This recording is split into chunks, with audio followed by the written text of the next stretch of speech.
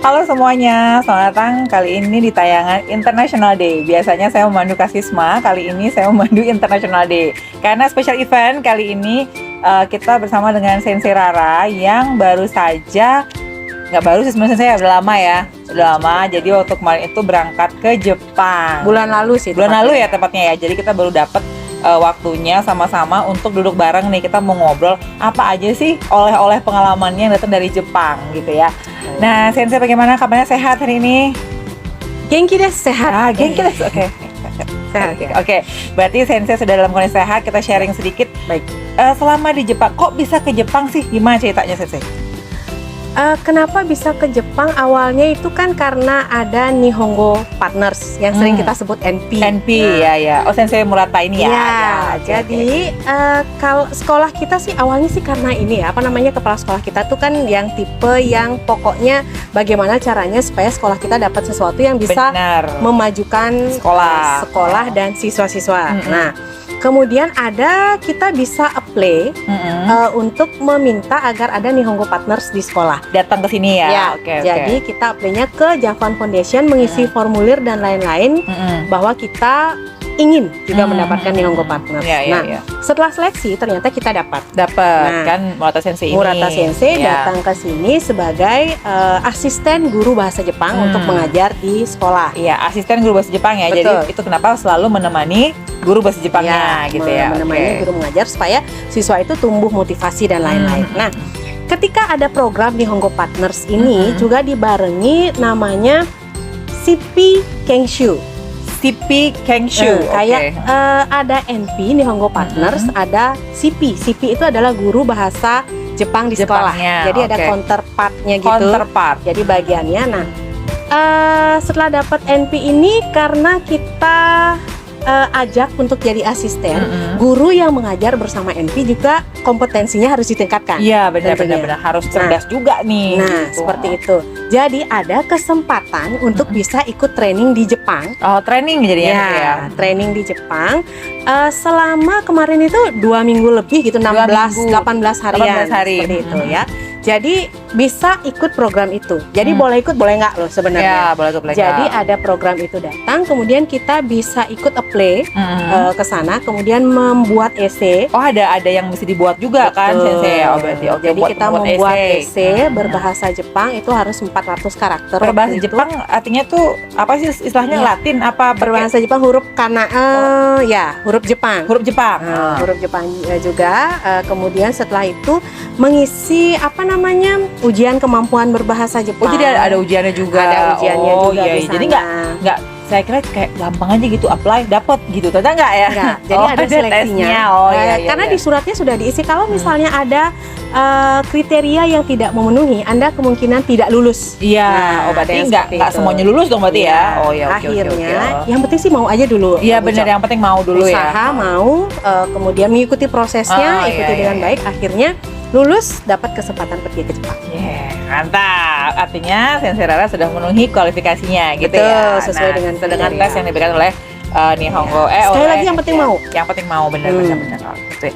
Nah, kemudian ketika berangkat ini nggak sih galau nggak sih? Senseinya kan udah punya anak 3 nih. Ada yang paling kecil masih 2,5 tahun mau 3 tahun. Iya, 2,5 tahun. Itu galau nggak sih mau berangkat itu gimana gitu rasanya? Iya, pastinya ya. Maksudnya ibu yang biasa di rumah, tiba-tiba sekarang pergi meninggalkan dan lain-lain gitu. Tapi saya rasa semuanya pada momen yang tepat ya. Jadi ketika saya pergi pun di rumah sudah ada yang siap menjaga. Itu ya. Jadi sebenarnya kalau udah mau pasti ada. Semesta pasti membantu gitu ya. Banyak doa.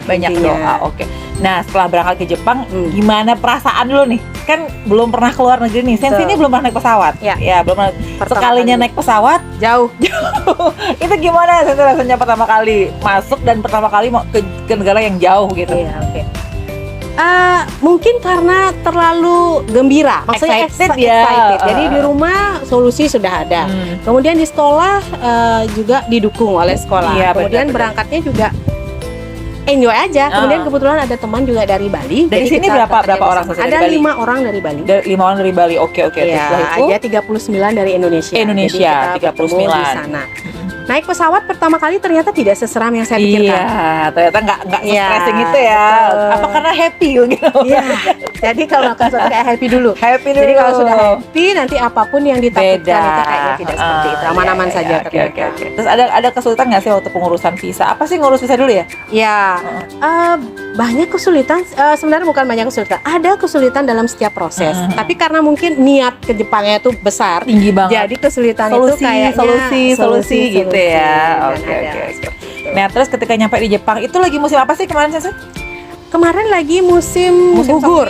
Gugur. Oh, iya oke. Jadi Berarti kayak, gimana? daun-daun berubah warna. Wah, kemudian itu. Itu keren banget ya. Nanti kita Iya. isi foto-fotonya ya Sensei ya, biar Oke. mereka tahu juga nih kayak gimana yang buat yang belum pernah. Iya. Dan mungkin sekiranya bisa memotivasi nih. Betul. Ya, negara Indonesia itu indah, Bali itu luar biasa. Betul. Tapi kita perlu untuk keluar, untuk mengetahui betapa berharganya tempat kita sendiri dan juga untuk menghargai budaya luar gitu ya, Sensei ya, dan juga tempat Betul luar. sekali. Pertama kali nyampe di Jepang, kesan pertama yang saya dapat tuh apa? Pertama kali tiba di Jepang itu pertama kesan maksudnya, wah saya di Jepang nih. Ya, Maksudnya rasanya dari- tuh Kan ada punya mimpi. Iya. Pasti saya belajar bahasa Jepang, saya mengajar bahasa Jepang, saya guru bahasa Jepang. Jadi pergi ke Jepang itu kayak suatu mimpi juga. Maksudnya terwujud Iya, akhirnya ya iya, setelah sekian terwujud, kali iya. gitu ya. padahal begitu masuk kan sebenarnya banyak antrean tuh, Iya, tapi banyak nggak yang berasa. ada imigrasi, Iya, ada iya, bea iya, cukai apa dan lain-lain. Wah, pokoknya terlewati dengan baik. Nggak berasa. Kemudian mengabari teman-teman yang ada di Iya. sana. Jadi saya tidak terpikir bagaimana rumitnya training itu. Yang Iya. saya pikir adalah bagaimana Happy-nya, senengnya ya ketika ketemu teman-teman Indonesia kesempatan itu dan ketemu sama native speakernya Iya. yang selama ini kita selalu cuman taunya dari artinya dari sana. luar aja gitu. Sekarang kita masuk nih ke dalamnya gitu ya. Biasanya cuma lihat di TikTok, Iya, lihat di mana, benar. kemudian Sekarang lihat secara lihat nyata. realnya. Jadi itu beda. Beda nggak sih Sensei antara yang kita lihat di YouTube di mana tentang Jepang itu sendiri dengan realnya kayak gimana?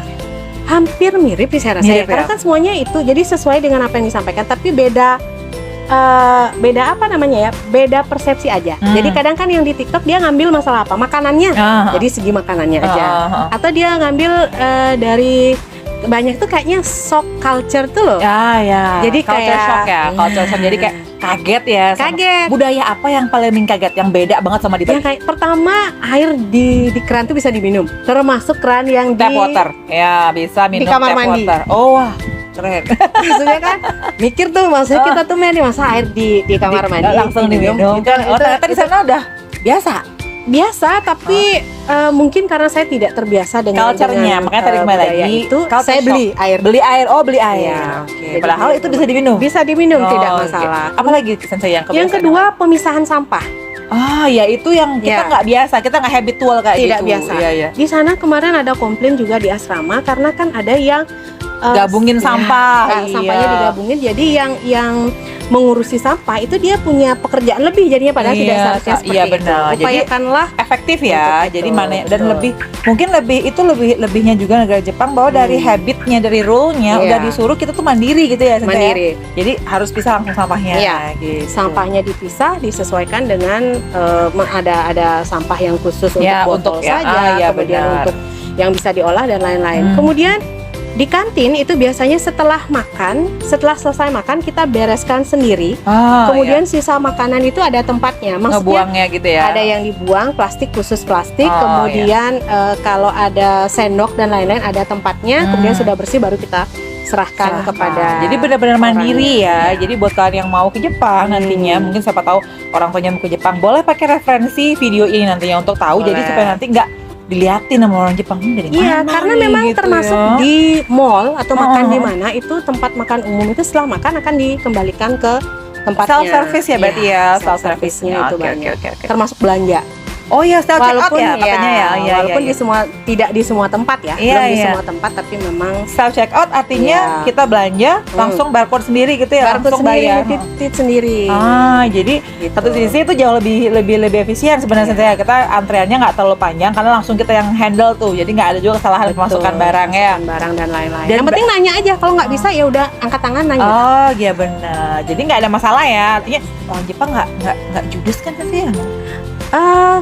Yang saya lihat sih enggak, tapi ada banyak hal yang misalnya kayak antrean yang perlu diperhatikan. Kalau misalkan ada antrean dan lain-lain, ya jangan sekali-sekali coba apa kan coba kelihatan maju duluan ya. lain-lain. Itu nggak bagus loh. Menyentuh dan lain-lain yang sembarangan juga kayak kita ucap apa dan lain-lain. Nggak boleh Nah, itu ya? kan ada hal-hal Agak yang maksudnya kayak ya lihat-lihat. ya lihat-lihat ya gimana. Artinya memang ada culture sebuah negara yang tidak seperti itu gitu loh ya. Jadi bukan nggak friendly, cuma memang nggak culture-nya aja begitu. Betul. Gitu ya. Ingat saya cuma 2 minggu di sana. Iya, jadi kalau Iya. dipikir bisa mengcapture semuanya jelas nggak mungkin ya, karena kita harus di sana tinggal untuk tahu gitu. Iya. Nah kemudian setelah selama di sana apa yang paling Sensei ingat untuk ininya untuk di kelas kayak gimana sih? Kalau di situ kan trainingnya kita ada team teaching namanya ya. Maksudnya bagaimana mengajar bahasa Jepang bersama tim, bersama asisten. Jadi apa yang harus diperhatikan, peran kita sebagai guru bahasa Jepang, kemudian peran Nihongo Partner sebagai asisten kita. Itu penting untuk diperhatikan karena harus ada komunikasi supaya nanti di kelas itu pembelajaran bisa berjalan dengan baik. Kemudian berikutnya ketika kita di Jepang itu diupayakan bagaimana kita kan ada proyek terakhir itu. Jadi sekarang kamu di Jepang nih, apa yang kamu ingin tahu tentang Jepang yang bisa kamu share kembali sama siswa-siswa. Jadi itu yang kemarin sangat penting untuk dipelajari. Kebetulan proyek saya waktu itu kan bagaimana belajar bahasa Jepang melalui anime. Ya anime karena memang kebanyakannya anak-anak juga lebih pahamnya itu ya. Oke. Jadi kalau misal belajar bahasa Jepang dari anime saja, kadang yang perlu hati-hati adalah kosakata ya, bahasa. Bahasanya anime itu Beda mungkin bukan bahasa Jepang yang bagus sebenarnya. Iya. Jadi kemudian yang kita temukan di sana adalah ternyata memang ada website resmi dari Japan Foundation yang anime, tapi bahasanya memang untuk belajar. Nah, nanti Gitu. kita akan insert ya apa webnya, nanti buat kalian yang di rumah bisa belajar nih. Jadi nggak cuma belajar anime yang umum, tapi juga belajar anime yang juga mengandung kosakata yang benar gitu ya. Oke. Seperti itu. Berarti itu yang saya dapatkan ya, artinya dari project yang saya buat di sana gitu. Nah, terakhir nih, bagaimana Sensei ingin memotivasi nih sekarang ke anak-anak nih yang nonton sekarang nih, supaya ikut ke Jepang kah atau pengen tahu budaya luar kah atau gimana? Jadi intinya kalau pembelajaran yang saya dapatkan kemarin itu seperti yang Uca bilang tadi, apapun yang memang tidak ada yang lebih indah dari tempat kita, tapi tidak ada salahnya kalau kita bisa keluar. Jadi banyak pengalaman baru yang bisa kita adopsi, kemudian kita sesuaikan sesuaikan dengan kondisi di tempat kita. Jadi bukan berarti di sana sudah bagus banget. Enggak. Kemudian yang apa yang bisa dipakai lagi di sini yang kemudian bisa bermanfaat juga untuk kita. Seperti itu yang paling penting. Contohnya kayak pemilahan sampah ya, itu sampah itu menjadi masalah besar ya di Indonesia sebenarnya ya. Self service. Jadi jangan apa-apa baru bayar kayak langsung minta semua diberesin orang lain gitu ya. Jadi jauh itu kebiasaan yang sebenarnya sangat bagus ya Sensei ya untuk diadaptasi di negara kita gitu ya. Nah, terakhir nih Sensei, terakhir lagi sekali. Baik. Terakhir. Ya, oke. Terakhir. Cantik nggak sih tempat-tempat di sana? Kayak mallnya atau apanya gitu? Rapi nggak? Pasti ya. Bersih sudah pasti. Iya. Kita hampir tidak melihat tempat sampah loh. Oh berarti orang-orangnya pun emang bersih gitu ya. Dia sendiri tanggung jawab sampah itu. Jadi dia makan, masuk tasnya, dibuang di rumah kayak gitu. Jadi benar-benar memang self service juga gitu ya. Yang luar biasa yang bisa. Pemandangannya gimana Sensei? Pemandangannya pasti bagus ya, sama kayak kita ada gunung, ada pohon, ada apa dan lain-lain, ada taman. Di tempat kita juga ada seperti gitu, itu. cuman bedanya itu khasnya Jepang ya, di sini khasnya Indonesia. Yang bagus di sana banyak apa? Saya pergi ke kuil. Kuil. Ya, jadi sebelum pulang dan lain-lain ada itu saya mengunjungi Akihabara. Jadi Akihabara yang banyak anime. Kemudian yang kuil itu di Asakusa. Jadi Asakusa itu kayak banyak orang yang bisa nyewa kimono di sana, kemudian tuh pakai kimono ya. Naik apa namanya itu ya? Naik yang di ini orang tuh loh, yang didorong orang. Oke. Memang mahal sih. Kemudian ada banyak oleh-oleh khas Jepang yang ada di sana sebelum kita masuk ke kuilnya. Jadi di sana juga sempat sebenarnya sama ya kayak di Bali ya. Jadi ada tempat wisata, pasti di luar itu ada tempat buat belanja-belanja dulu ya. Tapi apa sih yang signifikan berbeda antara tempat wisata di sini sama di sana?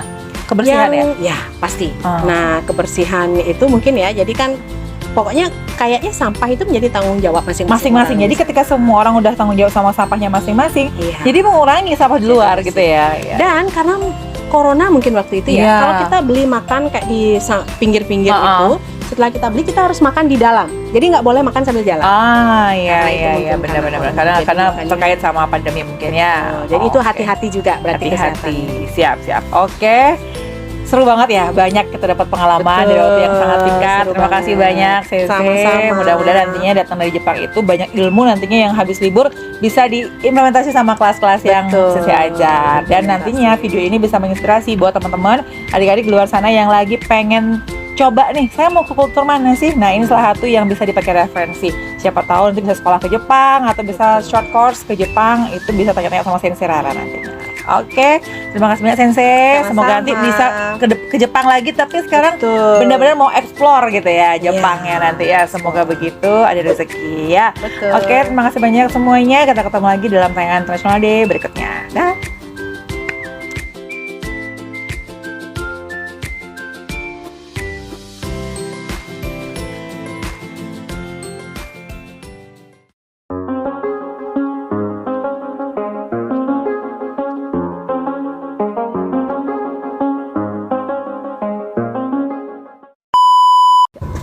Oke, setelah saya menonton tayangan International Day kali ini, saya jadi tahu bahwa kultur kebersihan di Jepang sangat cocok diterapkan di Indonesia. Sekian dan terima kasih.